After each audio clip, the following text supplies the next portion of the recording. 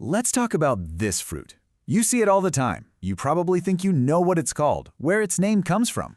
I'm here to tell you, you don't. Not really. Everything you think you know is just wrong. So let's get into the real story. And no, I'm not just being dramatic here. The name you write on your shopping list, the category you think it belongs in, it's all basically one big historical accident. It's a mess built on a spooky ghost story, a simple shipping error, and yeah, a pretty serious act of colonial erasure. You see, the story of this fruit doesn't start on some sunny tropical beach. Nope, it starts with a monster. I'm talking about a creature from old folklore, the kind parents used to scare their kids into behaving. And somehow, that ended up giving its name to one of the most famous foods in the world. So you're probably asking, how in the world does a boogeyman from some kid's nightmare end up naming a fruit? Well, it all goes back to the 1500s and a crew of Portuguese sailors who were, let's just say, a little freaked out. Okay, let's be clear about this, Coco. This wasn't some Casper the Friendly Ghost situation. This was a terrifying ghost monster with a pumpkin for a head that parents would say could sneak into your house and snatch you if you misbehaved. Yeah, absolute nightmare fuel for kids. All right, so picture it. It's the 1500s, the height of the Age of Discovery. You've got these Portuguese sailors out on this incredibly high-stakes mission. They're trying to break the spice monopoly, make a fortune. And then they come across this weird, hairy fruit they've never seen before. They pick it up, turn it over, and see these 3 dark spots on the bottom. And it looked exactly like the creepy, grinning face of the coco monster from back home, the one their parents scared them with. So that's what they called it, coco. Not some botanical term. They didn't ask the locals what it was called. Nope, just a spooky nickname based on a ghost story. Now, you'd think a silly nickname like that would just stay on the ship, right? A little inside joke for the crew. Wrong. This is the part of the story where one casual note in a ship's log ends up accidentally rewriting history. So here's how it all went down, like a series of dominoes. First, the Portuguese sailors scribble coco in their official ship logs. Then, about 100 years later, English traders see this, and to make things simple for their cargo lists, they just tack on the word nut. And then, this is the crazy part. In 1753, the famous scientist Carl Linnaeus, the guy who classified like everything, just makes that trade name official. The entire scientific genus is called cocos. It's forever tied to that ghost monster.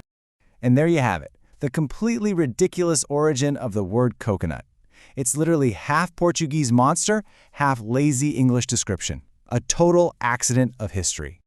But wait, it gets even better. Because that second part of the name, the nut part, yeah, that's a complete and total lie, botanically speaking. So check this out. A coconut is not a nut. It's actually something called a drupe. The best way to get your head around it is to think of a peach or an olive. You know how they have that fleshy outside part and then a hard pit in the middle with the seed inside? A coconut is just a giant, super fibrous version of that exact same thing. So, why do we still call it a nut? Honestly, because it was easy. The English traders who slapped that name on it didn't know anything about botany, and frankly, they didn't care.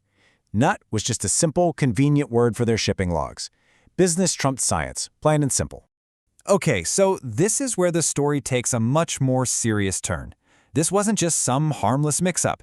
This one casual, lazy act of naming had a really dark side effect. It basically wiped entire histories off the map. Think about it. Long before any European sailor ever laid eyes on this fruit, people all across the tropics had names for it. Names like Guinep and Canepa.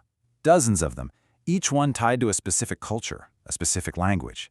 But the name coco, well, it didn't just get added to the list. It completely bulldozed it. And this is so important because this whole process became the playbook for colonization. European powers would show up, find a resource, and give it their own simple and usually wrong name.